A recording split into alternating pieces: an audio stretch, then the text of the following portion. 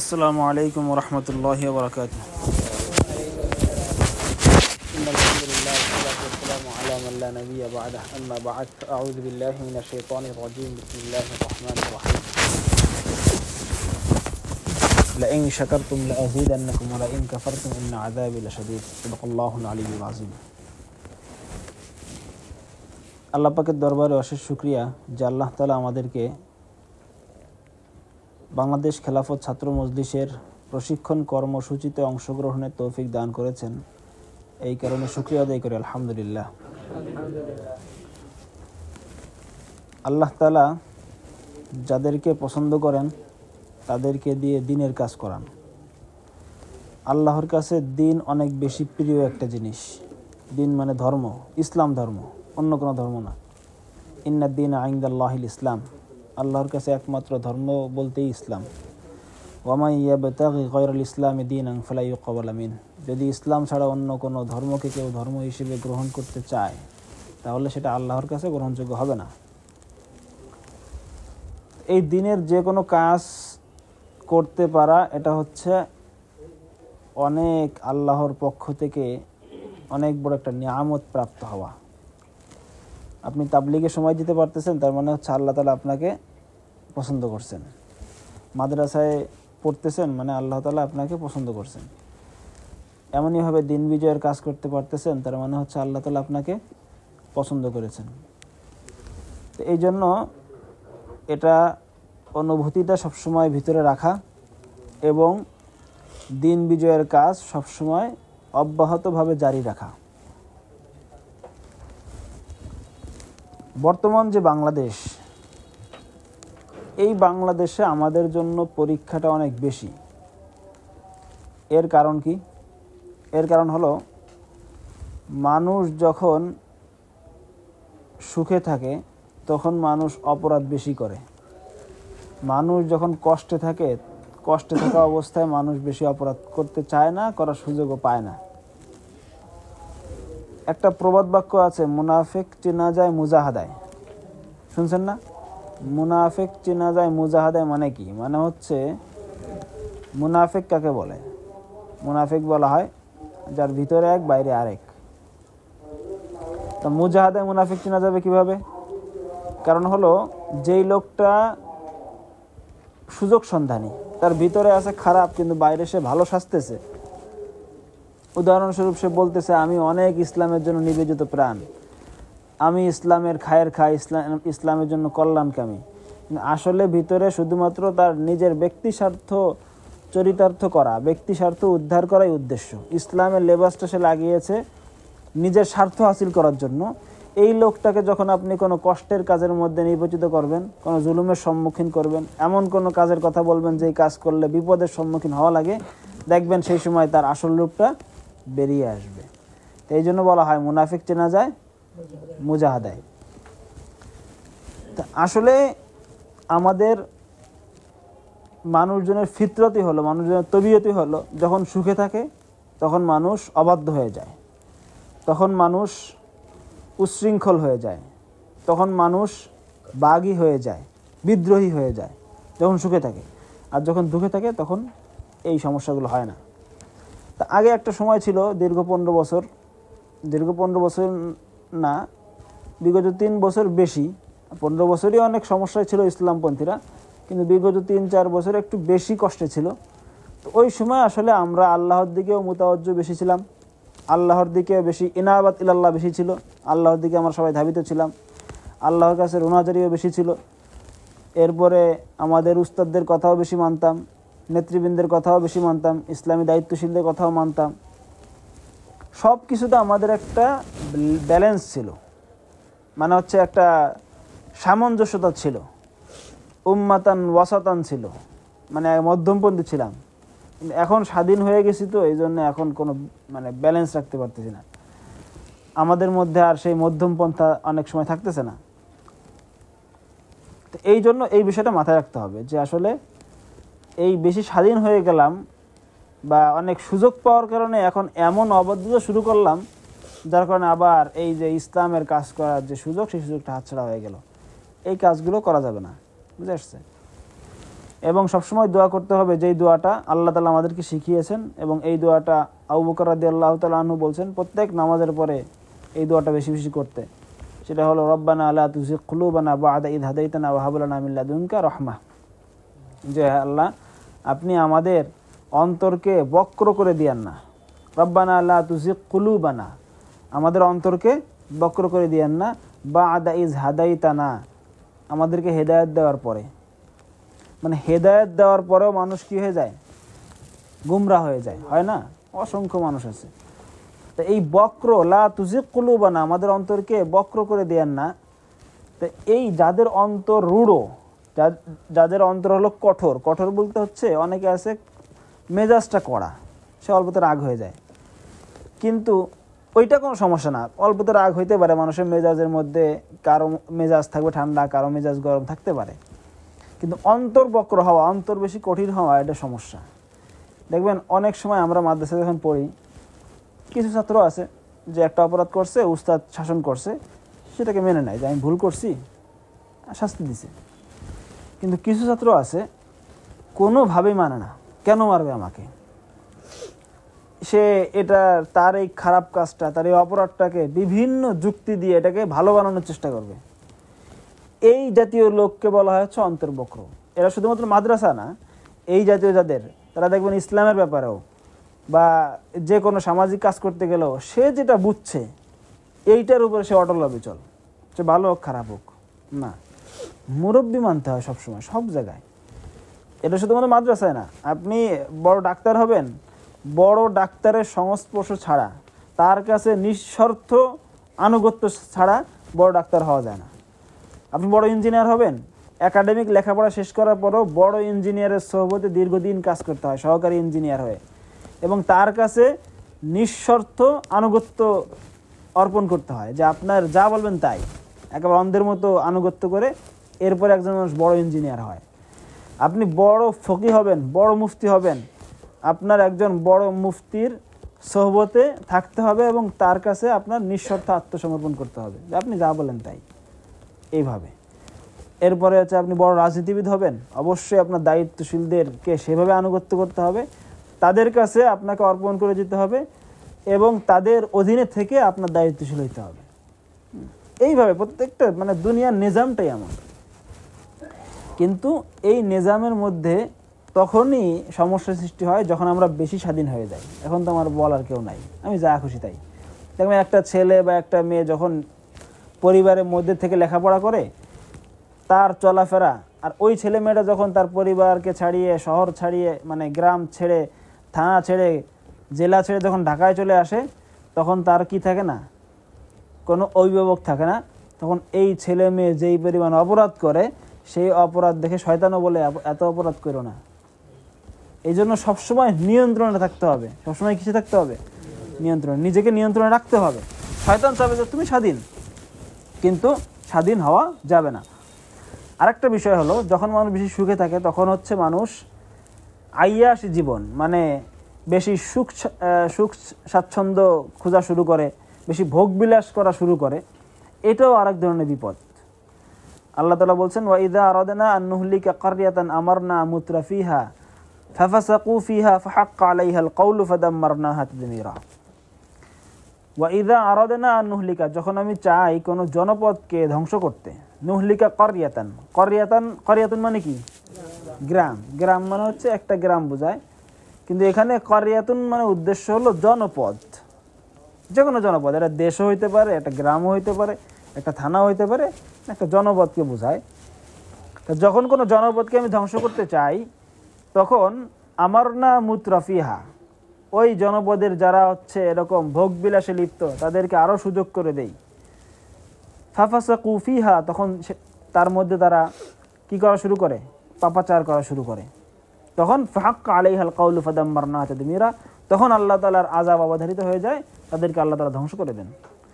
তো এই জন্য বেশি স্বাধীনতা বা বেশি মানে ভোগবিলাস, এইগুলোও কিন্তু ভয়ঙ্কর। এটা ভূমিকা স্বরূপ একটা কথা বললাম, কারণ হচ্ছে যেহেতু আমরা এখন স্বাধীন হয়ে গেছি, আগে ছিলাম একেবারেই পরাধীন, এখন হচ্ছে বেশি স্বাধীন। স্বাধীন হওয়ার কারণে দেখা যাচ্ছে আমাদের মধ্যে অনেক সময় এই সমস্ত ভুল ত্রুটি আসতে পারে, আমাদের মধ্যে এই ধরনের খারাপি, এই ধরনের অপরাধ প্রবণতা আসতে পারে, এটা কখনো যেন না আসে, এই সতর্কতামূলক এই কথাগুলো বললাম। আর সবসময় আমরা যারা সংগঠন করি আমাদের আনুগত্যের মাত্রা অনেক বেশি বাড়াইতে হবে। যে যত বেশি আনুগত্যশীল সে তত বড় দায়িত্বশীল হয়, এটা আমাদের দেখা। আমরাও তো আনুগত্য করে করে এই পর্যায়ে আসছি, এখনও তো আমাদের দায়িত্বশীলদেরকে আমরা যথেষ্ট আনুগত্য করি, তাদের কথার বাইরে কোনো সময় যাই না। এমনকি আমাদের ব্যক্তি জীবন পরিচালনার ক্ষেত্রেও আমরা সংগঠনের দায়িত্বশীলদের আনুগত্য করার চেষ্টা করি। অনেক ক্ষেত্রে পারি না, অনেক ক্ষেত্রেই পারি। তো এইটা হচ্ছে মানে একটা মানুষের জীবনের সফলতা। আপনি যেই ময়দানে সফল হতে চান ওই ময়দানে যারা বিশেষ পারদর্শী তাদের সহবতে আপনার থাকতে হবে এবং তাদের আনুগত্য মেনে আপনার চলতে হবে, তাহলে আপনি জীবনে সফলকাম হতে পারবেন। সফলকাম মানে হচ্ছে আপনি একটা যোগ্যতা সম্পন্ন লোক হতে পারবেন। এখন হচ্ছে আমাদের মূল আলোচ্য বিষয়, সেটা হলো যে বিপ্লবোত্তর বাংলাদেশ আমাদের করণীয়। আসলে বাংলাদেশে কি কোনো বিপ্লব হয়েছে? আপনার কাছে কি মনে হয়, বাংলাদেশে কি বিপ্লব হয়েছে? আপনার কাছে, আপনার কি খেয়াল? গণ অভ্যুত্থান হয়েছে, বিপ্লব হয় নাই? ওইরকমই না? আপনার কাছে কি মনে হইতেছে? এরপরে আপনার কাছে বিপ্লব হয়েছে বাংলাদেশে? একজন বলছে বিপ্লব হয়েছে, উনিও বলছে বিপ্লব হয়েছে, উনি বলছে যে যেভাবে হওয়া দরকার সেভাবে হয় নাই। তো এর বাইরে আর কারো কোনো মত আছে? নাই। মানে আপনাদের সবার মতই এরকম, হয়তো বিপ্লব হয়েছে অথবা বিপ্লব হয়েছে কিন্তু যেরকম হওয়া দরকার সেরকম হয় নাই। আসলে বাংলাদেশে বিপ্লব হয় নাই, তাহলে কি হয়েছে? উনি প্রথমে যে কথাটা বলছে যে গণ অভ্যুত্থান হয়েছে, এই কথাটা সঠিক, কিন্তু আসলে গণ অভ্যুত্থান আর বিপ্লবের মধ্যে পার্থক্য কি এটা হয়তো আপনার জানা নাই। ওটা জানার জন্যই তো কর্মশালা, ঠিক না? গণ অভ্যুত্থান বলা হয় কোনো একটা সিস্টেমের পরিবর্তনকে গণ অভ্যুত্থান বলা হয়। যেমন আপনি একটা মাদ্রাসা, এই মাদ্রাসায় ধরেন, মাদ্রাসায় আপনারা সবাই পড়েন, মাদ্রাসায় যারা প্রশাসনে আছে, প্রশাসন মানে হচ্ছে যারা আইন বা হচ্ছে শৃঙ্খলা যারা পরিচালনা করে, শৃঙ্খলার সাথে যারা সম্পৃক্ত, মাদ্রাসার মুহতামিম সাহেব, মাদ্রাসার দারুল ইকামা, মাদ্রাসার নাজেমে তালিমাত, এরপরে আরও যে সমস্ত যারা আছে এই সমস্ত মাদ্রাসা পরিচালনা করে, ওনাদের সিস্টেম বা ওনাদের কার্যকলাপ আপনাদের কারো কাছে পছন্দ হচ্ছে না বা ওনারা অন্যায় করতেছে, জুলুম করতেছে, তখন আপনারা একটা বিদ্রোহ করলেন যে আমরা এই সিস্টেম মানি না, এই সিস্টেম জুলুমের সিস্টেম, এই সিস্টেমের এই সমস্যা হচ্ছে, এই সিস্টেমের ছাত্রদের অধিকার নষ্ট হচ্ছে, এই সিস্টেমের শিক্ষকদের অধিকার নষ্ট হচ্ছে, বাবুর্চির অধিকার নষ্ট হচ্ছে, যাবতীয় অধিকার নষ্ট হচ্ছে এই সিস্টেমের মাধ্যমে। সুতরাং সিস্টেমের বিরুদ্ধে আপনারা কী করলেন? বিদ্রোহ করলেন। ওই লোক ঘুমাইলে কি গণ অভ্যুত্থান বুঝতে পারবে? একটু পানি খাওয়ান, পানি খাওয়ান, পানি খাওয়াইলে তাহলে ঘুমাবে না। এই যে একটা সিস্টেমের বিরুদ্ধে যে আমরা বিদ্রোহ করি, এটা হলো মাজলুমদের ভিতরে যে পুঞ্জীভূত ক্ষোভ, ভিতরে যে জমে থাকা যে ক্ষোভ, এই ক্ষোভের বহির্প্রকাশ হলো গণ অভ্যুত্থান হয়। যখন ক্ষোভের কি হয়, বহির্প্রকাশ ঘটে, তখন এটা গণ অভ্যুত্থান হয়। এটা হলো একটা সিস্টেমের পরিবর্তন। আর বিপ্লব হয় হচ্ছে আদর্শের জয়। যখন কোনো আদর্শিক শক্তি জয়লাভ করে, সেই শক্তিটা জাতীয়তাবাদী শক্তিও হইতে পারে, সেই শক্তিটা কোনো কার্ল মার্কস লেনিনের আদর্শ হইতে পারে, সমাজতন্ত্রের কোনো আদর্শ জয়লাভ করতে পারে, বা সেকুলারিজম যারা ধর্মনিরপেক্ষ মতবাদে বিশ্বাসী এরকম কোনো আদর্শের জয় হইতে পারে, অথবা ইসলামী আদর্শের জয় হইল, এরকম কোনো আদর্শিক জয়কে বলা হয় বিপ্লব। বুঝে আসছে? মানে বিপ্লব হয় একটা আদর্শের জয়, আর গণ অভ্যুত্থান হয় আদর্শের জয় না, একটা সিস্টেমের পরিবর্তন। মানে সিস্টেমটা আমাদের পছন্দ হচ্ছে না, এই সিস্টেমের বিরুদ্ধে আমরা বিদ্রোহ করলাম, সুতরাং এই সিস্টেম পরিবর্তন হয়ে ওই আদর্শের মধ্যে থেকেই আমরা নতুন আরেকটা সিস্টেম আনতে চাচ্ছি। আর বিপ্লব হচ্ছে না, আগের আদর্শটাই বাদ, ওই আদর্শই ঠিক নাই, নতুন আদর্শ আমরা আনতে চাচ্ছি। তো এই যে যারা উপদেষ্টা পরিষদে আসছে, এই উপদেষ্টা পরিষদ কি নির্বাচন ব্যবস্থা বাদ দিয়ে দিবে? দিবে না। এরপরে এই যে গণতান্ত্রিক যে সিস্টেম, এই সিস্টেমকে বাদ দিবে? বাদ দিবে না। বাংলাদেশের যেই বিচার ব্যবস্থা, এই বিচার ব্যবস্থাকে বাদ দিবে? দিবে না। বাংলাদেশের যে অর্থনীতি ব্যবস্থা, এটাকে বাদ দিবে? দিবে না। তাহলে কোনো আদর্শকেই তারা বাদ দিবে না, শুধুমাত্র একটা সিস্টেমের পরিবর্তন, এর মধ্যে হয়তো কিছু সংস্কার করবে। তার মানে বোঝা গেল এটা একটা গণ অভ্যুত্থান। কারণ শেখ হাসিনা গণতন্ত্র ঠিকমতো পরিচালনা করতে পারতেছিল না, এর মধ্যে থেকে সে জুলুম করতেছিল, এই কারণে এটার বিরুদ্ধে আমরা একটা বিদ্রোহ করেছি। সুতরাং এই বিপ্লবোত্তর বাংলাদেশ বলার কি নাই, কোনো সুযোগ নাই, কারণ এখানে বিপ্লব কিছু হয় নাই, এখানে হয়েছে গণ অভ্যুত্থান। কারণ দেখবেন এই উপদেষ্টা বলেন বা যারাই বলেন, এরা গণমানুষের রায় নিয়ে সরকার পরিচালনা করতে চায়, সবসময় বলে যে আমরা মানুষ যেটা বলে সেটা আমরা করব। সব মানুষের রায় নিয়ে কি কোনোদিন কোনো প্রতিষ্ঠান, কোনো দেশ, কোনো সংস্থা চালানো সম্ভব? সব মানুষের রায় কি এক হয়? রিজন নাসি গায়াতুল্লাহ তুদরাকু, মানুষের সন্তুষ্টি, মানুষের রায় হলো এমন একটা সীমা, যেই সীমা লা তুদরাকু, কোনো সময় এটাকে আয়ত্ত করা যায় না। সুতরাং এইখানে হচ্ছে একটা আদর্শে যদি দেশ উন্নয়ন করতে চায় বা দেশের উন্নতি করতে চায় কেউ, তাহলে একটা আদর্শের উপরে থিতু হইতে হবে যে আমি এই আদর্শের ধারক বাহক, এই আদর্শ অনুযায়ী দেশ চলবে, সে আদর্শের আলোকে দেশ চালাইতে হয়। সেখানে কিছু মানুষ বিরোধিতা করবে, এদেরকে বুঝায় সমঝায় ঠান্ডা করতে হবে, না বুঝলে ডান্ডা দিয়ে ঠান্ডা করতে হবে, মানে এক সিস্টেমে ঠান্ডা করে দেশ চালাইতে হবে। কিন্তু সব মানুষকে মূল্যায়ন করতে গেলে, আপনি বিএনপির মন খুশি করতে গেলে জামাত রাগ হবে, জামাতের মন খুশি করতে গেলে কওমি মাদ্রাসার হুজুরা রাগ হবে, কওমি মাদ্রাসার হুজুরদের মন খুশি করতে গেলে সুন্নিরা রাগ হবে, সুন্নিদের মন খুশি করতে গেলে দেখবেন আরেকজন রাগ হইতেছে। সুন্নিদের মধ্যে অনেক গ্রুপ, হয়তো মাইজ ভান্ডারি খুশি করতে যাবেন, ওই যে বাইজিদ বুস্তামি যে মাজার আছে চট্টগ্রামে, তারা রাগ হয়ে যাবে। তো এইরকম আসলে সব তবকার, সব শ্রেণীর লোককে খুশি করে কোনোদিন দেশ চালানো যায় না। এই জন্য 6 মাস হয়ে গেছে, দেশের কোনো উন্নয়ন নাই। আসলে যেরকম আমরা চাচ্ছিলাম সেরকম সময় লাগলেও 6 মাসে অনেক কিছু করা সম্ভব ছিল, কিন্তু করতে পারতেছে না, কারণ তারা সবাইকে খুশি করতে চাচ্ছে। আবার আরেকটা বিষয়, এই বাংলাদেশে ইসলামী মূল্যবোধের মানুষ বেশি না, এবং মানুষের মধ্যে ধর্মীয় মূল্যবোধটা অনেক বেশি না। মানুষের মধ্যে ধর্মীয় মূল্যবোধ কেমন দেখেন, মানুষ নামাজ কালাম পড়ে না, কিন্তু আপনি খালি বলবেন যে অমুক লোক ইসলাম বিরোধী কাজ করতেছে, দেখবেন কৃষকের মাঠ থেকে কৃষক সে কাঁচা দিয়েছিল, সে অবস্থায় চলে আসছে। এটা যে ফরজ তরক ওটা পরে, এরপর হাফ প্যান্ট পরে ফুটবল খেলতেছে, সে চলে আসতেছে। মানে সবার স্লোগান একটাই যে ইসলাম বিরোধী কিছু করা যাবে না, অথচ তার কিন্তু ফরজ তরক, সে ইসলাম মানে না, নামাজও জীবনও পড়ে না, কিন্তু তার ধর্মীয় সেন্টিমেন্টটা কি, ধর্মীয় অনুভূতিটা কি, ইসলাম বিরোধী কিছু করা যাবে না। আমি করি ঠিক আছে, কিন্তু রাষ্ট্রীয়ভাবে ইসলাম বিরোধী কিছু করা যাবে না। এই যে ধর্মীয় মূল্যবোধ, এটা বাংলাদেশের প্রত্যেকটা মানুষের, একেবারে নাস্তিক ছাড়া। তো এখন আপনি যেহেতু মেজরিটি পার্সেন্ট, 91% যদি মুসলমান হয়, তাহলে 80%-এর মানুষের মধ্যে ধর্মীয় মূল্যবোধটা ভালো, তাহলে আপনার তো অবশ্যই 80% মানুষের মূল্যবোধকে প্রাধান্য দেওয়া উচিত, দিয়ে আপনার সেভাবে দেশ চালানো উচিত। কিন্তু আপনি যদি সব মানে দরবারকে খুশি করতে চান, তাহলে আপনার দেশ তো সামনের দিকে এগোবে না, এই জন্য এগোচ্ছে না।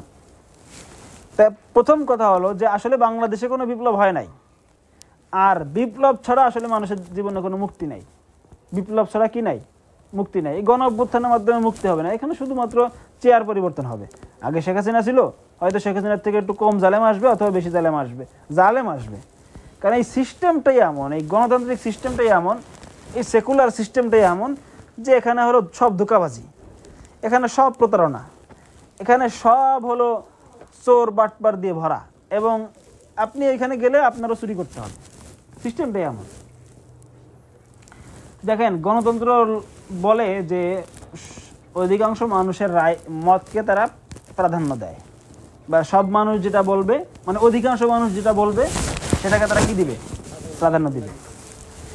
এই কথাটা হচ্ছে সবচেয়ে বড় ধোঁকাবাজি একটা কথা। কিভাবে? বাংলাদেশের অধিকাংশ মানুষ চায় বাংলাদেশে ইসলামী বিচার ব্যবস্থা প্রতিষ্ঠিত হোক। দেশ হিসেবে বাংলাদেশ ইসলামী রাষ্ট্র হবে কি হবে না, এটা নিয়ে হয়তো প্রশ্ন থাকতে পারে, কিন্তু ইসলামী বিচার ব্যবস্থা চায়, এ ব্যাপারে 80% মানুষ একমত। মানুষ জানে, সবাই জানে, এবং যারা একটু বুঝে তারা বুঝে যে ইসলামী বিচার ব্যবস্থার মাধ্যমে ন্যায় বিচার প্রতিষ্ঠা হওয়া সম্ভব, এছাড়া আর সম্ভব না। তাহলে বাংলাদেশের মানুষ কিন্তু যদি গণভোট নেওয়া হয়, গণভোট নেওয়ার এখন অনেক মাধ্যম আছে, আপনি ফেসবুকে গণভোট নিতে পারেন, অথবা আপনি যে কোনো পত্রিকার জিমেইল দিয়ে দিলেন, সেখানে জিমেইলে সবাই ভোট দিয়ে দিবে, অথবা আপনি মোড়ে মোড়ে ক্যাম্পেইন বসাইতে পারেন, মানুষ ভোট দিবে লেখার মাধ্যমে। তা গণভোট যদি নেওয়া হয়, দেখবেন যে 70%-এর বেশি মানুষ চাচ্ছে যে বাংলাদেশে ইসলাম প্রতিষ্ঠা হোক বা ইসলামী বিচার ব্যবস্থা প্রতিষ্ঠা হোক। এই রাষ্ট্র কোনোদিনও কি এটা করবে? কোনোদিনও করবে? কোনোদিনও করবে না। এর কারণ হলো যে আসলে বর্তমান যে বিশ্ব ব্যবস্থাটা চলতেছে না, এই বিশ্ব ব্যবস্থা হলো জাতিসংঘ বিশ্ব ব্যবস্থা। মানে ইসরায়েলের কল্পনাপ্রসূত যেই নতুন বিশ্ব ব্যবস্থা, এইটা তারা আমেরিকার মাধ্যমে, জাতিসংঘের মাধ্যমে পুরো বিশ্বের উপরে নিয়ন্ত্রণ করতেছে। তো ওই বিশ্ব ব্যবস্থার মূল কথা কি? মূল কথা হলো ইহুদিদের দাসত্ব করা। আর ইসলামী রাজনীতির মূল কথা কি? আল্লাহর দাসত্ব করা। আমরা যে এই যে ইসলামী রাজনীতি করি, আমাদের ইসলামী রাজনীতি আমরা কেন করি? আমরা এই যে এত কষ্ট করা কি দরকার ছিল? এখানে টাকা ব্যয় করতেছি, এখানে আমরা জেল জুলুমের শিকার হচ্ছি, এখানে আমরা পরিবার থেকে বিচ্ছিন্ন হচ্ছি, এই সংগঠন করতে গিয়ে আমাদের নানাবিধ কষ্টের সম্মুখীন হওয়া লাগতেছে। তারপরেও কেন করতেছি? করতেছি হচ্ছে আল্লাহর নবী সাহাবায়ে কেরামকে যেই কাজ শিখাই গেছেন এবং যেই কাজের দায়িত্ব আমাদেরকেও দিয়ে গেছেন, সেই কাজটা করার জন্য। সেই কাজটা কি? সেই কাজটা হলো সমস্ত সাহাবায়ে কেরাম যখন বিভিন্ন যুদ্ধে যাইতেন, যুদ্ধে গিয়ে সেখানে দাওয়াত দিতেন, কি বলতো যে তোমরা কেন আসছো এখানে, এখানে কি জন্য তোমরা আসছো? তখন তারা কি বলতেন? যে আল্লাহ ইবতাআতা, আল্লাহ তাআলা আমাকে পাঠিয়েছেন, আমাদেরকে পাঠিয়েছেন কি করার জন্য? লিনুখরিজাল ইবাদ মিন ইবাদাতিল ইবাদি ইলা রাব্বিল ইবাদ। যে এই যে মানুষ, এই মানুষদেরকে বের করে নেওয়ার জন্য কোন জায়গা থেকে কোথায় বের করবা? মানুষের দাসত্বের শৃঙ্খল থেকে বের করে আমরা আল্লাহর দাসত্বের দিকে নিয়ে যেতে চাই। এটা হলো ইসলামী রাজনীতির মূল কথা। আমরা ইসলামী রাজনীতি করতেছি মানুষকে এই মানুষের গোলামি থেকে বের করে আল্লাহর গোলামির দিকে নিয়ে যাওয়ার জন্য। কারণ মানুষ হয়ে আরেকজন মানুষের দাসত্ব তো করতে পারে না। এবং এই কথা কিন্তু গণতন্ত্র যারা রাজনীতি করে তারাও বলে যে একজন মানুষ হয়ে মানুষের উপর প্রভু সাজা যাবে না। এরপরে অন্যান্য যে সমস্ত রাজনীতি যারা করে তারা একই কথা বলে, ইসলামে একই কথা বলে।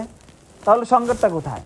হ্যাঁ, গণতন্ত্রের যারা এই কথা বলে তাদেরকে এই কথা বলাই হচ্ছে ওই যে নতুন যে বিশ্ব ব্যবস্থাটা, ইহুদি কল্পনাপ্রসূত, ইহুদিরা যে নতুন বিশ্ব ব্যবস্থা তৈরি করছে, তাদের কথা হলো ঠিক আছে তোমাদের দেশের মানুষের দাসত্ব করা যাবে না, কিন্তু দাসত্ব করতে হবে আমাদের। বুঝে আসছে? মানে তোমরা যে দেশে বসবাস করো সেই দেশের মধ্যে একজনের দাসত্ব করার দরকার নাই, কিন্তু দাসত্বটা হবে মূলত সবাই মিলে আমাদের দাসত্ব করবে। আর আমাদের কথা হলো না সবাই মিলে আল্লাহর দাসত্ব করবে, আর ওরা চায় যে না আল্লাহর দাসত্ব থেকে বের করে আমাদের দাসত্ব এখানে প্রতিষ্ঠা করতে। এই কারণে ওরা যে খাসা আমাদেরকে তৈরি করে দিচ্ছেন, এই খাসার মধ্যে থেকে আপনি যাই খুশি তাই করেন। একজনকে মাইরে আপনি বসেন, আবার আপনার লোককে বসান, আবার এখানে যা খুশি তাই করেন, খাসা ভেঙ্গে বের হওয়া যাবে না। বুঝে আসছে নাকি? এই জন্য আপনি গণতন্ত্র যতই বলুক যে মানুষের স্বাধীনতা, মানুষের মৌলিক অধিকারের কথা যতই যা কিছু বলুক, কিন্তু আসলে মূল কথা হলো যে এই গণতন্ত্রের মধ্যে থেকে আপনি যা কিছু বলবেন তাই বলেন। এই সেকুলারিজমের মধ্যে থেকে বলেন, এর বাইরে যাওয়া যাবে না। সেকুলারিজম বলে নারী স্বাধীনতার কথা, নারী পুরুষের সমান অধিকারের কথা, এই কথা আপনি বলেন, এর বাইরে যাওয়া যাবে না। তো এই জন্য আমরা যে ইসলামী রাজনীতি যে করি, আমরা চাই আসলে পূর্ণাঙ্গ ইসলামী বিপ্লব। ইসলামী বিপ্লব ছাড়া মানুষের আসলে মুক্তির কোনো পথ নাই। কিন্তু এই কথাটা শুধু আমি বলতেছি, আপনারা বুঝতেছেন, সাধারণ মানুষ তো বুঝতেছে না। সাধারণ মানুষকে তো বুঝাইতে হবে এই কথাটা। এই যে বাংলাদেশে যে বিপ্লবোত্তর বাংলাদেশ আমাদেরকে আলোচ্য বিষয় দেওয়া হয়েছে, এটা হবে গণ অভ্যুত্থানোত্তর বাংলাদেশ, মানে গণ অভ্যুত্থানের পরে বাংলাদেশ। আসলে বর্তমান বাংলাদেশের কি অবস্থা? বর্তমান বাংলাদেশে আসলে আমাদের আশান্বিত হওয়ার মতো কিছু আছে? কিছুই নেই। কারণ এই যে আপনার যেই গভর্নমেন্টকে সরকারে বসানো হয়েছে, ডক্টর ইউনূসের পরিষদ, ডক্টর ইউনূস, এরপর হচ্ছে আদিলুর রহমান, ডক্টর আসিফ নজরুল, মানে এই সমস্ত ঘরানার লোকজনই বেশি, সেকুলাররাই বেশি। আর হচ্ছে আপনার বৈষম্য বিরোধী ছাত্র আন্দোলন থেকে 3-4 জনকে নেওয়া হয়েছে। ডক্টর ইউনূস আসলে কি, বা ডক্টর ইউনূস আমাদের জন্য ভালো না খারাপ, এটা আমাদের বুঝতে হবে। একটা কথা সবসময় মাথায় রাখবেন, এবং এটা আপনি একটা মৌলিক উসুলের মতো মনে রাখবেন, সেটা হলো নোবেল আছে না, নোবেল? কোন নোবেল? হ্যাঁ, হ্যাঁ হ্যাঁ, জাতিসংঘ থেকে যে পুরস্কার দেওয়া হয়, শান্তিতে নোবেল দেওয়া হয়, মানে যেই লোকটা শান্তি প্রতিষ্ঠার জন্য কাজ করতেছে তাকে নোবেল পুরস্কার দিয়ে মানে সারা বিশ্বের সামনে পরিচয় করাচ্ছে যে এই লোকটা হচ্ছে শান্তি প্রতিষ্ঠায় অগ্রণী ভূমিকা পালন করতেছে। তো কোনো মুসলমানকে যদি নোবেল দেওয়া হয়, চোখ বন্ধ করে মনে করবেন এবং এটাই বিশ্বাস করবেন যে সেই লোকটা চরম ইসলাম বিদ্বেষী। যদি কোনো মুসলমানকে কি দেওয়া হয়, নোবেল দেওয়া হয়, তাহলে মনে করবেন এই লোকটা ইসলামের চরম শত্রু এবং ইসলামের অনেক বড় ক্ষতি করছে বিধায় পুরস্কার স্বরূপ তাকে নোবেল দেওয়া হয়েছে। এই উসুলের ভিত্তিতে ডক্টর ইউনূস কি আসলে ইসলামের পক্ষে শক্তি হইতে পারে না ইসলামের বিপক্ষে শক্তি? বিপক্ষে শক্তি। দেখেন মুসলমানদেরকে নোবেল দেওয়া হয় কেন, কোন কোন মুসলমানদেরকে নোবেল দেওয়া হয়েছে এবং কেন দেওয়া হয়েছে? পুরা বিশ্ব বর্তমান যে নতুন বিশ্ব ব্যবস্থা, জাতিসংঘ বিশ্ব ব্যবস্থা বলেন বা তাদের যে মানবাধিকার সংস্থাগুলো আছে, ইউনিসেফ বলেন, এরপরে ইউনেস্কো বলেন, এদের মূল এজেন্ডা হলো নারীকে ঘর থেকে বাহির করা। মূল এজেন্ডা কি? কারণ আল্লাহ তাআলা বলছেন ওয়াকারনা ফি বুয়ুতিকুন্না ওয়ালা তাবাররাজনা তাবাররুজাল জাহিলিয়া, যে ওয়াকারনা ফি বুয়ুতিকুন্না, নারীদেরকে আদেশ করে বলতেছেন তোমরা ঘরের মধ্যে থাকো। এই আদেশ মানে হচ্ছে এরকম না যে আবার ঘর থেকে বের হইলেই গুনাহ হবে, মানে উৎসাহ দিচ্ছেন, মানে আল্লাহ তাআলা এখানে উদ্বুদ্ধ করতেছেন তোমরা ঘরের মধ্যে থাকো, ঘর নিরাপদ। ওয়ালা তাবাররাজনা তাবাররুজাল জাহিলিয়াতিল উলা, তোমাদের পূর্বের যে জাহিলি যুগের নারীরা যেরকম প্রদর্শনী করে বেরিয়েতো ওইরকম তোমরা প্রদর্শনী করিও না। তো এই কথা আল্লাহ বলছেন। এই কথা আল্লাহ তাআলা কেন বলছেন? কারণ হলো নারী যখন ঘর থেকে বের হয়, সেই যেই সমাজের মধ্যে নারীরা বেপর্দা হিসেবে বের হয়, পর্দা করেও যদি নারীরা বেশি রাস্তাঘাটে ঘোরাফেরা করে, সেই সমাজের মধ্যে বিশৃঙ্খলা তৈরি হয় বেশি। কারণ যখন একটা নারী রাস্তা দিয়ে হেঁটে যায়, তখন সেই নারীর দিকে শয়তান উকি ঝুঁকি দিয়ে তাকায়। আপনারা হয়তো হাদিসে পড়ছেন বা সামনে পড়বেন, ইস্তাশরাফাহা শয়তান, একেবারে এই শব্দে আসছে। ইস্তাশরাফাহা মানে হচ্ছে উকি ঝুঁকি দিয়ে তাকানো, মানে খুব ভালো করে পর্যবেক্ষণ করে তাকানো। তা শয়তান নারীর দিকে খুব তীক্ষ্ণ দৃষ্টিতে কেন তাকায়? কারণ কিভাবে এই নারীর মাধ্যমে এই সমাজের মধ্যে বিশৃঙ্খলা তৈরি করা যায়, কিভাবে এই নারীর মাধ্যমে সমাজের মধ্যে ফিতনা সৃষ্টি করা যায়, কিভাবে এই নারীর মাধ্যমে যুবকদেরকে তার দিকে আকৃষ্ট করা যায়, কিভাবে একটা পরিবারকে ধ্বংস করা যায়, এই সমস্ত পরিকল্পনা একটা নারীকে কেন্দ্র করে শয়তান করে। এটা আমার কথা না, হাদিসের কথা। যেহেতু নারী বাইরে বের হইলেই সমাজের জন্য ক্ষতিকর, নারী ক্ষতিকর না, নারী তো হচ্ছে সে সমাজের পুরুষ যারা আছে পুরুষ তৈরি করবে, তারা সমাজের ভালো ভালো ছেলে তৈরি করবে, তারা সন্তানকে সুশিক্ষায় শিক্ষিত করবে, তারা লালন পালন করবে, এইগুলা মানে ঘরের কাজ নারী। কিন্তু নারীকে আল্লাহ তাআলা যেহেতু বলছেন ঘরের মধ্যে থাকতে, ঘরে থাকতে নারীও নিরাপদ, এবং যেই ঘরে নারী ঘরে থাকে সেই ঘরের সন্তানরাও ভালো হয়, তাদেরকে নারী শিক্ষাটা ভালোভাবে দিতে পারে। যেহেতু আল্লাহ বলছেন ঘরে থাকতে, এই জন্য নতুন বিশ্ব ব্যবস্থায় যারা হচ্ছে মানুষের দাসত্ব সৃষ্টি করতে চায়, তাদের প্ল্যান হলো নারীকে ঘর থেকে বের করতে হবে। আর এই নারীকে ঘর থেকে বের করার মিশন নিয়ে যারা কাজ করে, যে সমস্ত মুসলমানরা কাজ করে, সেই সমস্ত মুসলমানকে নোবেল দেওয়া হয়।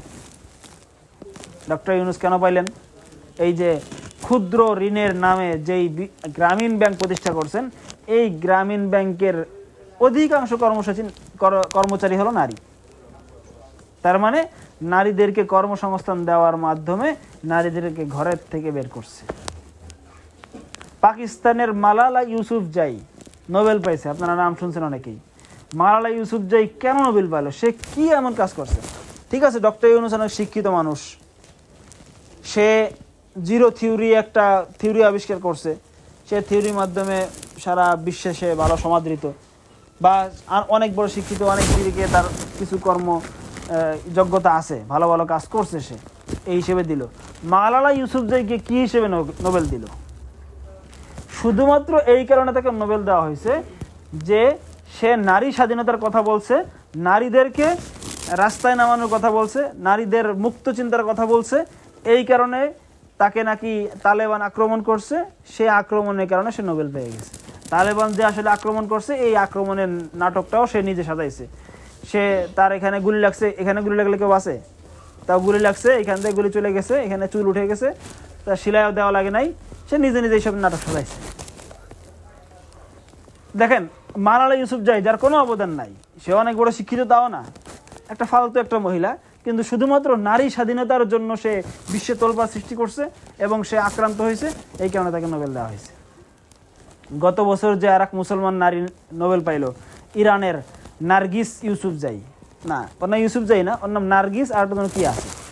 তো এই নার্গিসকে কেন নোবেল দেওয়া হলো? এই সেম কাহিনী, সে ইরানের নারীদের অধিকার খর্ব হচ্ছে, ইরানে নারীরা বেশি তাদেরকে পর্দায় আবদ্ধ করে রাখা হচ্ছে, তাদের স্বাধীনতা নাই কোনো, এই জাতীয় নারী স্বাধীনতার কথা বলে সে বিশ্বে একটা তোলপাড় সৃষ্টি করছে এবং ইরানের সরকারের পক্ষ থেকে সে আক্রান্ত হয়েছে, সে নাকি তার নামে মামলা হয়েছে, জেলে গেছে, এই কারণে তাকে নোবেল দেওয়া হয়েছে। এছাড়া তার কোনো অবদান নেই। তার মানে চোখ বন্ধ করে এটা বিশ্বাস করা যায় যে আসলে যে সমস্ত মুসলমানদেরকে তারা নোবেল দেয় তারা হচ্ছে চরম পর্যায়ের ইসলাম বিদ্বেষী এবং ইসলামের শত্রু। তারা বুঝে হোক না বুঝে হোক ইসলামের চরম ক্ষতি করতেছে বিধায় আমেরিকা নোবেল দেয়। বুঝে আসছে? তাহলে এরকম একজন চরম ইসলামের শত্রু সে আমাদের দেশের শাসক, তাহলে হুজুররা আপনারা কেন মেনে নিয়েছেন বা কেন আপনারা তার বিরুদ্ধে কিছু বলতেছেন না? এটা আর একটা প্রশ্ন। এখন বলেন তো, আমাদের পৃথিবীতে আমাদের শত্রু, সবচেয়ে বড় শত্রুকে? ইহুদিরা। মানে মুসলমানের দৃষ্টিকোণ থেকে যদি আমরা চিন্তা করি, আমাদের সবচেয়ে বড় শত্রুকে? ইহুদিরা। 2 নম্বর না, হিন্দুরা, মুশরিকরা, খ্রিস্টানদের পরে। এটা আল্লাহ তাআলা বলছেন, এটা আমি বানাই বলতেছি না। মানে এই যে ক্যাটাগরি, এটা ভাগ করছেন কে? আল্লাহ তাআলাই ভাগ করছেন। লাতাজিদান্না আশাদ্দান নাসি আদাওয়াতাল লিল্লাযিনা আমানুল ইয়াহুদা ওয়াল্লাযিনা আশরাকু, যে আপনি আপনার শত্রু হিসেবে, মুমিনদের শত্রু হিসেবে সবচেয়ে কঠোর পাবেন কাদেরকে? আল ইয়াহুদ, ইহুদিদেরকে। এরপরে ওয়াল্লাযিনা আশরাকু, যারা কি করে? শিরিক করে। শিরিক করে মানে হচ্ছে যারা মূর্তি পূজা করে, চাঁদ পূজা করে, সূর্য পূজা করে, ওই হিন্দুরা। এরপরে আল্লাহ তাআলা আবার বলছেন যে বন্ধু হিসেবে পাবেন হচ্ছে নাসারা, যারা হচ্ছে কিতাবী, এদেরকে এই সামনেই আছে। তো যাই হোক, আমাদের সবচেয়ে বড় শত্রু হলো ইহুদিরা। মানে ইহুদিদের যে বিশ্ব ব্যবস্থা, এই পশ্চিমা সভ্যতার যে ব্যবস্থা, এটা পুরোটা ইহুদি নিয়ন্ত্রিত, এরা আমাদের সবচেয়ে বড় শত্রু। কিন্তু দ্বিতীয় যে শত্রুটা হিন্দুরা, এই হিন্দুদের শত্রু যারা, সেই দেশটা হলো আমাদের পার্শ্ববর্তী দেশ ভারত। তো এখন আমরা যেহেতু ভারতের পাশে, এই জন্য আমাদের এখন মোকাবেলা করতে হবে কার? ভারতের। মানে শত্রু আমাদের জন্য ছোট হইলেও কিন্তু সে আমার প্রতিবেশী হওয়ার কারণে সে তো আমার জন্য বিপজ্জনক বেশি। বড় শত্রু তো আমার দূর থেকে আমাকে নিয়ন্ত্রণ করতেছে, ছোট শত্রু তো সে আমার পাশে রয়েছে, ঠিক না? তো এখন এই ভারতকে মোকাবেলা করার জন্য আসলে বাংলাদেশে ডক্টর ইউনূসের বিকল্প কেউ নাই, এটা হলো বাস্তবতা। এই জন্য আমরা ওই আগে ছোট শত্রুকে মোকাবেলা করার জন্য বড় শত্রুকে মেনে নিচ্ছি যে ঠিক আছে আপনি থাকেন।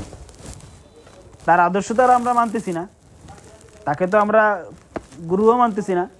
শুধুমাত্র এই দেশের স্বকীয়তা ঠিক রাখার জন্য, এই দেশের সার্বভৌমত্ব ঠিক রাখার জন্য এবং এই দেশের অখণ্ডতা ঠিক রাখার জন্য, ভারতের আক্রমণ থেকে বাঁচার জন্য ডক্টর ইউনূসকে সবাই মেনে নিছে, কেউ বিরোধিতা করতেছে না, যদিও সে ইসলাম বিদ্বেষী। এই সেম কাহিনী কিন্তু প্রথম আলো আর ডেইলি স্টারের বিরুদ্ধে। হয়তো আপনারাও অনেকে অনেক দায়িত্বশীলের বিরুদ্ধে বলতেও পারেন যে কেন হুজুররা বা আমাদের দায়িত্বশীলরা প্রথম আলো এবং ডেইলি স্টারের বিরুদ্ধে মানে অনেক বেশি বড় ভূমিকা রাখতেছে না। কারণ হলো প্রথম আলো এবং ডেইলি স্টার এরা আমাদের জন্য শত্রু, ঠিক না? বাংলাদেশে যেই পত্রিকাটা সবচেয়ে বেশি পশ্চিমা সংস্কৃতি আমদানি করে সেটা হলো প্রথম আলো ডেইলি স্টার, এবং তাদের মাধ্যমে নারী স্বাধীনতা বলেন, এরপরে এই যে সমস্ত সেকুলারিজম, ধর্মনিরপেক্ষতা, মুক্ত চিন্তা, মুক্ত স্বাধীনতা, কথা বলার স্বাধীনতা, এই জাতীয় ফালতু কথাবার্তা যা আছে এই সব বাংলাদেশে আমদানি করছে এবং মানুষের মগজে মগজে ঢুকাইছে প্রথম আলো ডেইলি স্টার।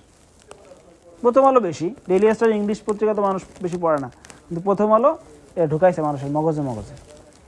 তারপরও মানে হয়তো অল্প বিচ্ছিন্ন কিছু মানুষ গিয়ে এখানে আন্দোলন করছে, কিন্তু এইগুলো বন্ধ করার জন্য আমরা ওই রকম জোরালো কোনো কার্যকর ভূমিকা এখনও রাখি নাই। এর কারণ হলো প্রথম আলো আর ডেইলি স্টার যেই জিনিস, ডক্টর ইউনূস সেই জিনিস। প্রথম আলো আর ডেইলি স্টার যেই জিনিস ডক্টর ইউনূস সেই জিনিস। ডক্টর ইউনূসও পশ্চিমা সভ্যতার লোক, তিনিও পশ্চিমা শক্তির এজেন্ট, তিনিও বাংলাদেশে পশ্চিমা সংস্কৃতি আমদানি করতে চান এবং তিনি পশ্চিমা শক্তির পক্ষে কাজ করেন সারা বিশ্বেই। প্রথম হলো ডেইলি স্টার একই। তা সুতরাং আমাদের তো এখন শত্রু হলো ভারত, আমরা এখন ভারতকে মোকাবেলা করতেছি। আর এই যে আমাদের শত্রু যারা আছে এদেরকে আমরা বুদ্ধিভিত্তিকভাবে মোকাবেলা করব, কারণ দুই শত্রুর সাথে একসাথে খেলতে গেলে পারবো না। যুদ্ধের কৌশল হলো এক শত্রুর সাথে একসাথে খেলতে হয় এবং ওই শত্রুর সাথে আমার আর এক শত্রুকেও লাগাই যেতে হয়। এখন আমেরিকার ভারত লাগছে না, ডক্টর ইউনূসের মাধ্যমে এখন ভারতের সাথে আমরা লাগাইছি আমেরিকাকে, আবার আমরাও ভারতের সাথে ফাইটে আছি, আমরাও তাদের বিরুদ্ধে বিভিন্নভাবে খেলতেছি। আর ডক্টর ইউনূসকে আমরা বলতেছি আপনার সাপোর্টে আছি, কিন্তু আসলে কি সাপোর্টে আছি? ওনার সাপোর্টে দেখার তো সুযোগই নাই, সে তো আমাদের শত্রু। এই যে আসলে গণ অভ্যুত্থানের পরে যে বাংলাদেশটা হয়েছে, সেই বাংলাদেশ নিয়ে আসলে আমাদের এখন আশা করার মতো কিছুই হয় নাই, বুঝে আসছে? এইখানে আমাদের শুধুমাত্র আমাদের আশা করা এতটুকু হয়েছে যে এখন আমরা আমাদের সংগঠনকে মজবুত করার জন্য, আমাদের ইসলামের কাজগুলো করার জন্য আমাদের দাওয়াতের ময়দানটা সম্প্রসারিত হয়েছে, আমাদের দাওয়াতের অনুকূল পরিবেশ সৃষ্টি হয়েছে, আমাদের সংগঠনটা করার মতো অনুকূল পরিবেশ সৃষ্টি হয়েছে। এটাই আমাদের জন্য অনেক। আমরা আমাদের মামুনুল হক সাহেব কালকে রাজশাহীতে বলছেন, আমাদেরকে কেউ করুণার পাত্র মনে করবেন না। 2013 থেকে 2021 পর্যন্ত আমরা রক্ত ঝরাই টিকে আছি। অনেকে বলে করে এই যে বই মেলার এই কাহিনী নিয়ে অনেকে বলে যে হুজুররা, তৌহিদি জনতা, তোমরা ওই একটু স্বাধীনতা পেয়ে বেশি উত্তেজিত হয় না, তোমরা বেশি বাড়াবাড়ি করে না, আগে তো কিছু করতে পারে নাই। ওরা আসলে আমাদের ইতিহাস জানেই না, আমরা বলে আগে কিছু করতে পারি নাই। 2013 সালে শাহবাগের মাধ্যমে এই বাংলাদেশে ভারতীয় সংস্কৃতির আধিপত্য প্রতিষ্ঠা করার সমস্ত আয়োজন করা হয়ে গেছিল, আমরাই তো রক্ত দিয়ে সেটা পবিত্র করছি। নাস্তিকরা বাংলাদেশে থাকতে পারে না, সব পলাইছে। আসাদ নূর সহ বড় বড় নাস্তিক ছিল, সব বাংলাদেশে অনিরাপদ মনে করছে, তারা পালাইছে। এটা কি একটা বিশাল বড় অবদান না? এবং বিশাল বড় কাজ করছি। এই যে শেখ হাসিনাকে যে ক্ষমতার থেকে সরানো ছাড়া এই সেকুলার রাজনীতি যারা করে, বিএনপি বলেন বা অন্য কোনো দল বলেন, এই ছাত্ররাই বলেন, এরাও তো এই যে ছাত্ররা আজকে যে কেউ উপদেষ্টা, কেউ বৈষম্য বিরোধী ছাত্র আন্দোলন নাগরিক কমিটি করতেছে, এরা তো সবাই ছাত্র অধিকার পরিষদ করছে একসময়। এই আসিফ মাহমুদ ছাত্র অধিকার পরিষদে ঢাকা বিশ্ববিদ্যালয়ের সভাপতি ছিল, সে তো আমরা চোখে দেখা, কারণ আমি তো ছাত্র মজলিসের সাবেক কেন্দ্রীয় সভাপতি, যেহেতু আমি তো ওদের সাথে অনেক মিটিং করছি, সর্বদলীয় ছাত্র ঐক্য করছি, সেখানে ওরাও আসছে। তো এরা তো সব ছাত্র অধিকার পরিষদ করছে। তো এই শেখ হাসিনার পতন ছাড়া বিগত 15 বছরে ওদের একটা আন্দোলনের সফলতা দেখাতো? কোনো সফলতা নাই। ওরা দ্রব্যমূল্য ঊর্ধ্বগতি নিয়ে আন্দোলন করছে, সরকার কানেও নেয় নাই। কোটা নিয়ে আন্দোলন করছে, সরকার কানেও নেয় নাই। এরপরে আরও বিভিন্ন আন্দোলন করছে, বিভিন্ন সময় বিভিন্ন বিষয়ে আন্দোলন করছে, সরকার এগুলো গুরুক্ষেপই করে নাই। তাহলে বিগত 15 বছর তোমরা কিছু করতে পারো না এই কথা বলো, কিন্তু আমরা সব কিছুই করছি। ভাস্কর্য, শেখ হাসিনার মধ্যে এরকম ভয়ঙ্কর জালেম, তার বাপের ভাস্কর্য সে বসাইতে পারে নাই। ওলামায়ে কেরাম আন্দোলন করে জেলে গিয়েছে, রক্ত জড়াইছে, সব কিছু করছে, কিন্তু ভাস্কর্য বসাইতে দেয় নাই। এজন্য হুজুরদেরকে তো হালকা মনে করার সুযোগ নাই। এরপরে হাইকোর্টের মতো জায়গায় এই বাঙ্গু সুশীলরা তারা বসাইছিল, থেমিসের মূর্তি বসাইছিল, ওই মূর্তিও আমরা আন্দোলন করে সরাইছি, সরানো লাগছে। আমরা যে আন্দোলন করছি, অনেকে বলে যে আমাদের আন্দোলন সফলতা নেই, আমাদের প্রত্যেকটা আন্দোলনের সফলতা আছে। আমরা যে বিষয়ে আন্দোলন করছি সেই বিষয়ে আমরা সফল হয়েছি। ভারতের চাপে বাংলাদেশ সরকার একবার হিউম্যান মিল্ক ব্যাংক শুরু করছিল, যে এখানে মিল্ক ব্যাংক মানে হচ্ছে যেমন রক্তের ব্যাংক আছে না, ব্লাড ব্যাংক, রক্ত জমা করে, এরকম মায়ের স্তনের দুধকে জমা করবে। এই কারণ অনেক সময় অনেকের মায়ের কি পায় না, দুধ পায় না, তখন বাচ্চার সমস্যা হয়, আবার একেবারে শুরুতেই 12টা দুধ খাওয়ার সমস্যা হয়। এই জন্য নারীদের থেকে দুধ সংগ্রহ করে তখন কি হবে, ওই হিউম্যান মিল্ক ব্যাংক তৈরি করবে। এটা নিয়ে ব্যাপক হয়েছে, কথাবার্তা হয়েছে। এটা হলে সমাজে খালি জারজ পয়দা হইতো। কেমনে? কারণ দেখা যাচ্ছে একটা সমাজের মধ্যে 20 জন মানুষের মহিলার দুধ জমা করে একটা ব্যাংক করা হয়েছে, সেখান থেকে যেই ছেলেটা দুধ পান করবে সেই তার জন্য ওই যে 20টা মহিলার পরিবার সব বিয়ে করা হারাম হয়ে যাবে না? আপনারা এই যে পড়ছেন না, মাসালা তো পড়ছেন। তো এখন যদি ওই 20 জনে, সে তো জানেও না যে কার দুধ খাইছে, এখন ওই 20 জনে যদি কোনো একজনের মেয়েকে যদি সে বড় হয়ে বিয়ে করে, তো স্পষ্ট হারাম কাজ করবে। এটা ওলামায়ে কেরাম বুঝতে পারছেন, প্রতিবাদ করছেন, করতে পারে নাই। তো এরকম অসংখ্য বিষয় যেগুলো ওলামায়ে কেরাম প্রতিবাদ করছেন, সেগুলো কেউ করতে পারে নাই। আর এরা এখন বলতেছে যে গত 15 বছর তো কিছুই করতে পারেন নাই, সবই করছি। তসলিমা নাসরিনকে তো গত 15 বছরে এই বাংলাদেশে আসার সাহস এরা হাসিনা করে নাই, তাকে নিয়ে আসার সাহস হাসিনা করে নাই, কিন্তু এখন বইমেলার মধ্যে তারা তসলিমা নাসরিনের বই বিক্রি করতেছে আর বলতে স্বাধীনতা। এটা এত স্বাধীনতা দেওয়া যাবে না। এই জন্য মামুন সাহেব বলছেন যে আমাদেরকে করোনার পাত্র মনে করবেন না, আমরা আমাদের সব কিছু অধিকার আদায় করে নিতে পারি। এই কথাটা এই জন্য বললাম যে আমাদেরকে, আমরা এখন পরিবেশ পাইছি, এটাই যথেষ্ট। আমরা এই সরকারের কাছেও চাই না যে তারা ইসলামী সরকার প্রতিষ্ঠা করে দিবে, আমরা অন্য কারো কাছেও চাই না যে তারা ইসলামে সব কিছু করে দিবে। ইসলামের সব কিছু আমরাই করে নেব ইনশাল্লাহ। এবং ইসলামের জন্য আগে করছি, এখন শুধুমাত্র ইসলামের মধ্যে সীমাবদ্ধ থাকবে না। এখন সামনে প্রত্যেকটা রাজনৈতিক ইস্যুতেও ওলামায়ে কেরাম এবং ইসলামী রাজনীতির কঠিন হস্তক্ষেপ থাকবে ইনশাআল্লাহ। এবং আমাদেরকে সেভাবে তৈরি হইতে হবে যে রাজনীতিও, বাংলাদেশের রাজনীতিও ওলামায়ে কেরামের নিয়ন্ত্রণে চালাইতে হবে। এটা আপনি গণতন্ত্র বলেন না যাই বলেন, আপনি যে তন্ত্রই বলেন, এই সব তন্ত্র ওলামায়ে কেরামের ইসলামী সংগঠন যেগুলো আছে এদের বাইরে কোনো কিছু বাংলাদেশে চলতে পারবে না। এটা যদি আমরা করতে চাই তাহলে কি শুধু এই মুখে বললেই হবে? সাংগঠনিক শক্তিটা এরকম লাগবে।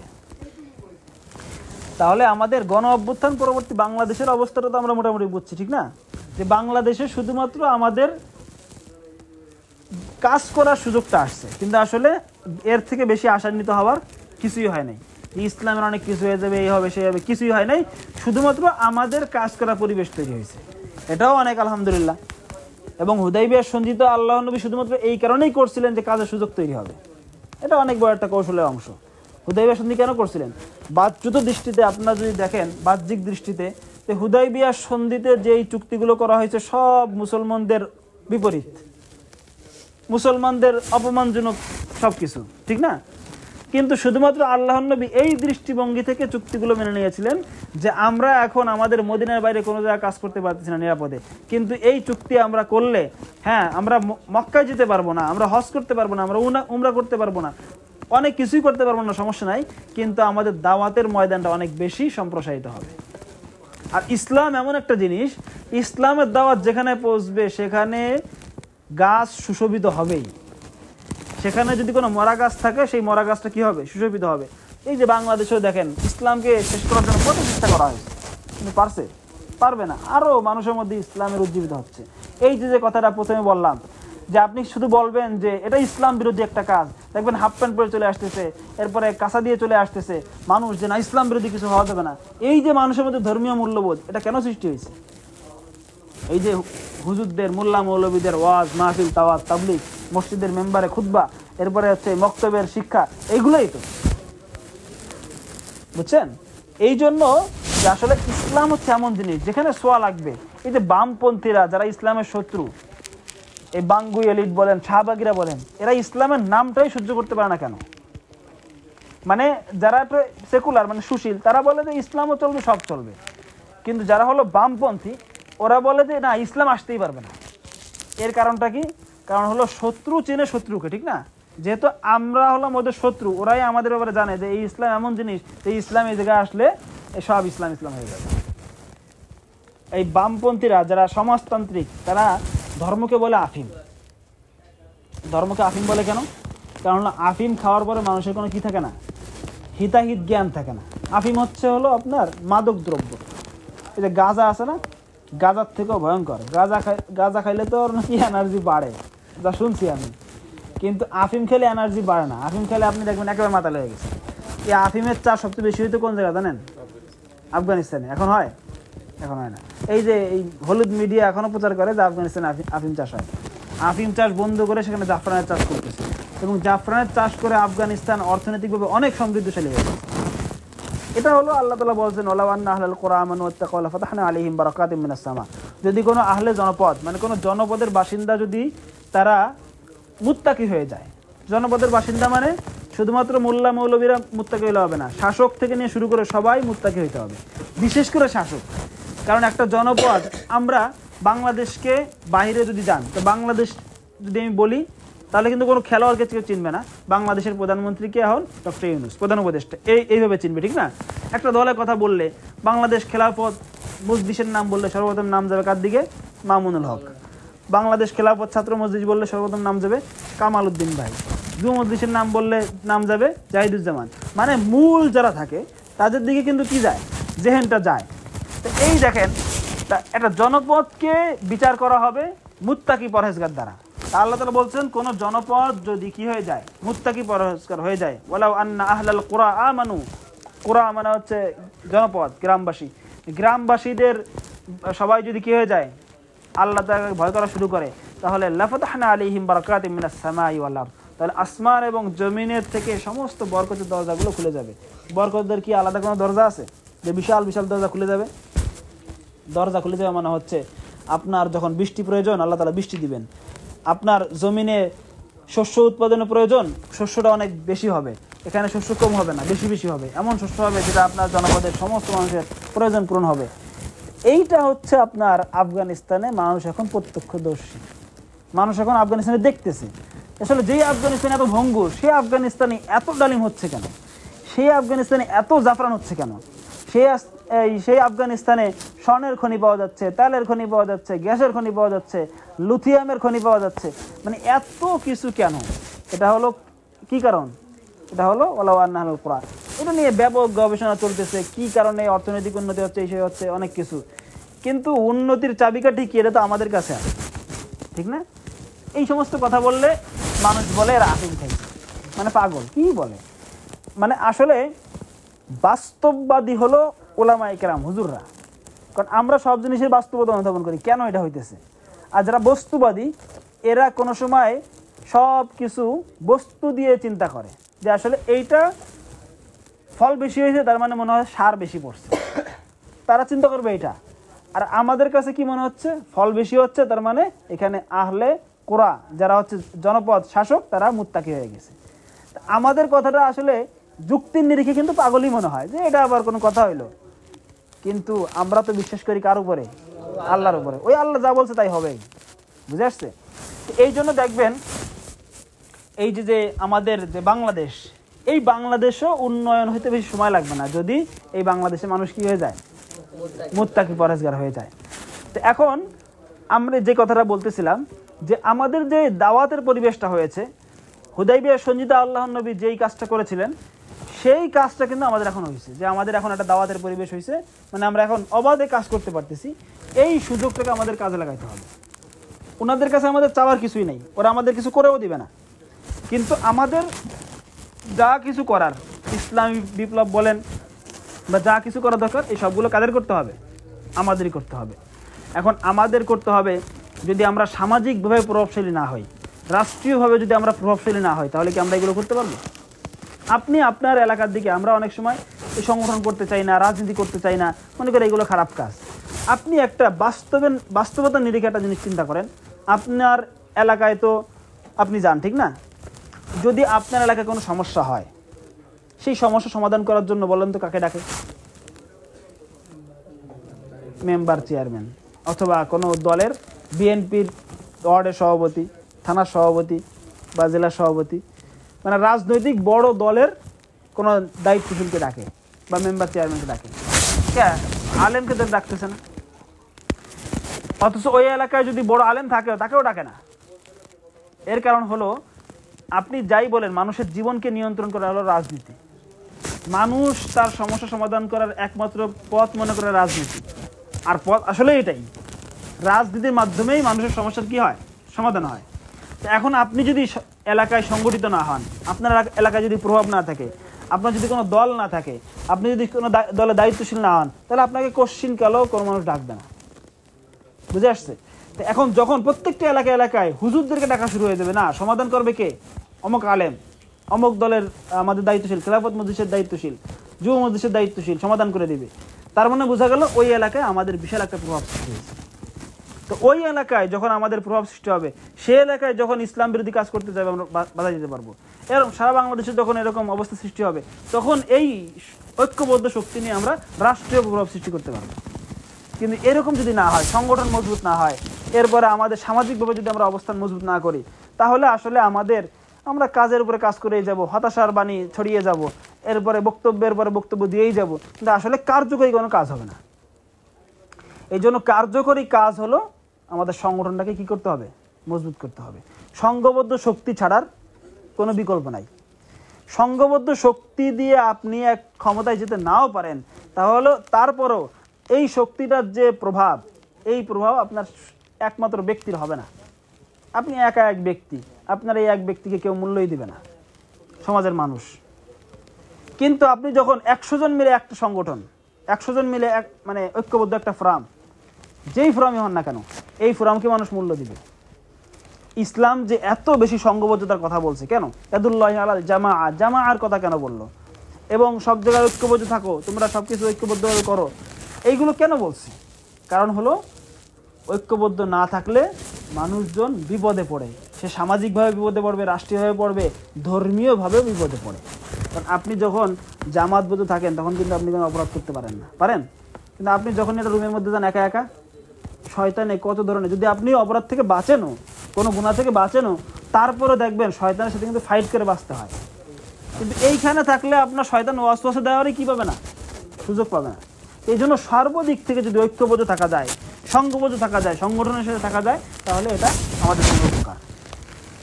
এখন আমরা যদি ছাত্র সংগঠন করি, আমাদের মানে ভূমিকাটা আরও বেশি। কীভাবে বেশি? দেখেন, মামুনুল হক সাহেব 2009 সালে যুব মজলিস আলাদা করে করছিলেন, খেলাফত মজলিস থাকা সত্ত্বেও। এর কারণ হলো 2005 সালে যখন বাংলাদেশ খেলাফত মজলিস ভাঙে, মানে বাংলাদেশ খেলাফত মজলিস দুই ভাগ হয়ে গেছে। এক ভাগে আছে খেলাফত মজলিস ডক্টর আহমদ আব্দুল কাদের সাহেবরা, আর এক ভাগে হচ্ছে সাইকুল হাদিস সাহেব। যখন ভাঙে তখন ওই যে গ্রুপটা আছে খেলাফত মজলিস, শুধু ছাত্র সংগঠন পুরাটাই তারা নিয়ে গেছে, ছাত্র সংগঠন তারা নিয়ে গেছে। আর আমাদের সাথে কি নাই? ছাত্র সংগঠন নাই। বুঝতে পারছেন তো? ছাত্র সংগঠন মানে কি, মানে আপনারা যারা এই ছাত্র সংগঠন করেন। তো এখন কিছুদিন পরেই বাংলাদেশ খেলাফত মজলিসের অবস্থা একেবারেই মানে অবস্থা যায় নিবু শেষ। এর কারণ হলো ছাত্র সংগঠন যখন না থাকে তখন নতুন নেতৃত্ব তৈরি হয় না। তো এখন মামুনুল হক সাহেব চিন্তা করলেন যে এইভাবে যদি চলে, আগামী 10 বছর পরে বাংলাদেশ খেলাফত মজলিসের নাম থাকবে নাম সর্বস্ব। যেমন বাংলাদেশে অনেক সংগঠন আছে, তাদের নাম ছাড়া আর কিছুই নেই। 10-12 জন লোক আছে যারা কেন্দ্রীয় কমিটিতে আছে, এছাড়া সারা বাংলাদেশে একটা লোকও নেই। এরকম বহু সংগঠন আছে। তো মামুন সাহেব এই চিন্তা করলো আসলে ছাত্র সংগঠন করতে হবে। এখন বাংলাদেশ ইসলামী ছাত্র সংগঠন নাম অবস্থাতে একটা সংগঠন আছে, এখন যদি আবার করে তাহলে এটা খারাপ হয়ে যাবে না, বিদ্রোহ হয়ে যাবে না? এই জন্য মামুন সাহেব চিন্তা করলো যে বাংলাদেশ খেলাফত যুব মজলিস নাই, যুব মজলিস করি, এবং যুব মজলিসের ছত্র ছায়া ছাত্র মজলিস গড়ে তুলছে। মূলত মামুন সাহেবের উদ্দেশ্য হলো ছাত্র মজলিস করা। এইটা মামুন সাহেব আমাদের প্রাক্তন একটা বৈঠকে বলছে, এবং প্রথমে ছাত্র মজলিসের দায়িত্বশীল হিসেবে এটাই বলছে যে আসলে ছাত্র সংগঠন গড়ে তোলা দরকার। এখন ছাত্র সংগঠন তো শুধুমাত্র নিজেরা চলতে পারবে না, কারণ ছাত্র সংগঠন তো ছাত্ররা চালাবে, ঠিক না? এখন ছাত্রদের আয় নাই, ইনকাম নাই, কিছু নাই। এখন যদি কোনো মুরব্বী না থাকে, কোনো ছায়া না থাকে, তাহলে তারা চলতে পারবে না, ঠিক না? অনেক ধরনের বিপদ আসতে পারে। এই জন্য ছাত্র মজলিসে ছায়া দেওয়ার জন্য যুব মজলিস তৈরি করছে। মামুন সাহেব জানেন যে এখন আলাদাভাবে কাজ করলেও 2009 সালে 10-15 বছর পরে যখন এক হব, তখন একটা বিশাল বড় শক্তি হয়ে যাবে। তা ঠিকই আলহামদুলিল্লাহ সেই মোয়াফেক মামুন সাহেব কাজ করছেন, মামুন সাহেব কিছু লোক তৈরি করছেন, সেই লোকেরা সারা বাংলাদেশে কাজ করে দায়িত্বশীল তৈরি করছেন। এই যে এখন কি হয়েছে, যুব মজলিস থেকে 15 জন কেন্দ্রীয় দায়িত্বশীলের মধ্যে 14 জন খেলাফত মজলিসে চলে গেছে একেবারে। যুব মজলিসে থাকলো কয়জন? একজন। এখন নতুন যে কেন্দ্রীয় কমিটি হয়েছে, এখানে 29 জন কেন্দ্রীয় কমিটির সদস্য বানাইছে। এই 28 জন কোথা থেকে আসলো? সব ছাত্র মজলিস করে আসছে। তো এখন যুব মজলিসের একটা শক্তি বাড়লো না, তরুণ নেতৃত্ব আসছে। আবার যুব মজলিস যারা করছে, যে 14 জন গেছে খেলাফত মজলিসে চাঙ্গা হয়ে গেছে, খেলাফত মজলিসের কাজের লোক বেড়ে গেছে, সারা বাংলাদেশে ব্যাপক তৎপরতা শুরু হয়েছে, প্রত্যেক ওয়ার্ডে এখন কমিটি হচ্ছে। খেলাফত মজলিসের দায়িত্বশীলাই বলতেছে বিগত খেলাফত মজলিসের জন্মের পর থেকে এত মানে উত্থান খেলাফত মজলিসের জীবনে হয় নাই, সাইকুল হাদিস সাহেবের যুগেও হয় নাই। মানে একেবারে প্রত্যেক গ্রামে ওয়ার্ডে কমিটি, এরকম জীবনও হয় নাই। তাহলে দেখেন, মানে মামুন সাহেব আলাদা হয়ে 15 বছর মেহনত করছেন, সেই মেহনতের ফলাফল এখন কি? এখন সব জায়গায় দায়িত্বশীল। আর ছাত্র মজলিসে তো আলহামদুলিল্লাহ প্রত্যেক বছর নেতৃত্ব চেঞ্জ হচ্ছে, নতুন নতুন দায়িত্বশীল আসতেছে। তা আসলে যদি কোনো ছাত্র সংগঠন মজবুত হয় কোনো সংগঠনের, সেই সংগঠন এমনি দাঁড়াবে। কারণ একটা জিনিস আপনি খেয়াল করেন, আপনাদের মধ্যে যারা সংগঠন করেন আর যারা করে না, এই দুইটা মানুষের রাষ্ট্রের ব্যাপারে চিন্তা এক হবে না। আপনি খেয়াল করে দেখেন, সাংগঠনিক বিষয়ে দুইটা মানুষের চিন্তা এক হবে না। সে অনেক কিছু বুঝবেই না যে আসলে এগুলো হইতেছে কেন, না আপনি বুঝতেছেন, কারণ আপনি সংগঠন করেন। তা আপনার যখন আলেম হয়ে যাবেন, আলেম হওয়ার পরে যখন আপনি দায়িত্বশীল হবেন, তখন যেই লোকটা সংগঠন করে আসছে, প্রশিক্ষণ নিয়ে নিয়ে আসছে, সেই লোকটা আর যেই লোকটা জীবনও কিছু করে নাই, এই দুইটা লোকের মানে কার্যক্রম, পরিকল্পনা বাস্তবায়ন এগুলো কি এক হবে? কোশ্চেন ছিল, এটা স্বাভাবিক বিষয়। যে লোকটা জানে, যে লোকটা জানে না, সেই লোকটা সমান হবে না। আল্লাহ তাআলা কোরআনে বলছেন না? তো এই জন্য ছাত্র সংগঠনকে মজবুত করা কি নাই, কোনো বিকল্প নাই। গণ অভ্যুত্থান পরবর্তী বাংলাদেশে আমাদের বেশি আশান্বিত হওয়ারও কিছু নাই, কারণ আমাদের মুআফিক কিছুই হচ্ছে না। শুধুমাত্র আমাদের সাংগঠনিক কাজ, দাওয়াতি কাজ করার একটা পরিবেশ তৈরি হয়েছে। এখন যা কিছু করার আমাদেরই করে নিতে হবে, কারোর দিকে তাকিয়ে থাকা যাবে না। বুঝে আসছে? যা কিছু করার আমাদেরই করতে হবে। এই জন্য আমাদের সংগঠনটাকে বেশি মজবুত করতে হবে, দাওয়াতি কাজ বাড়াইতে হবে। সামনে বিশাল বড় বন্ধ, এই বন্ধে কি বাড়িতে সারাদিন খালি মোবাইল চালাবো নাকি সংগঠনে কাজ করবো? ব্যাপক কাজ করতে হবে, ব্যাপক। সবাই টার্গেট নিয়ে যাবেন, প্রত্যেক এলাকায় 100 জন করে সদস্য বানাবো। পারবেন না ইনশাল্লাহ? আল্লাহ তাআলা আমাদের কবুল করুক। যে কথাগুলো বললাম সেই কথাগুলোর উপরে আল্লাহ তাআলা আমাদের সবাইকে আমল করার তৌফিক দান করুক। শুকরিয়া।